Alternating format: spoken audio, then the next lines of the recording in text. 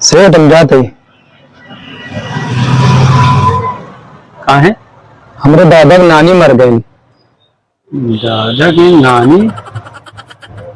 दादा की नानी जियत रहे का? हाँ।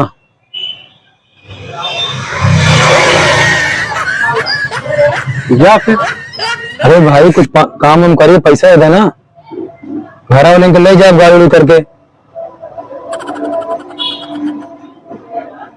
पैसा? अबे तुम्हारी नहीं तो घर है, 700 रुपये दिए रहे। अरे 700 रुपये ले गए, लेकिन दाल और ले लिए ना। दाल ले लिए? अबे अरे दलियो लिए रहे, कुछ तो बचो पैसों। अरे बचा कुछ तो दे दे, मिला के ले चला जाए गाड़ी से लेके सब लड़कों का, घर वाले का। हमको बता तो दलिया कहाँ मिली? भाई ठेकुआ मिली? ठेका भी नहीं मिली भैया। ठेकुआ ज्यादा, राहरी की दाल, चना की दाल, दुनिया की दाल तू ले गया।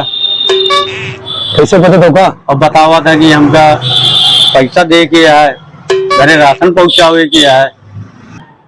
बहुत सारी खबर तो मेहरारू हमको बताई गया है। और कसम से चला जा, यदि लाठी हम उठा ले अब मारब चालू कर दे।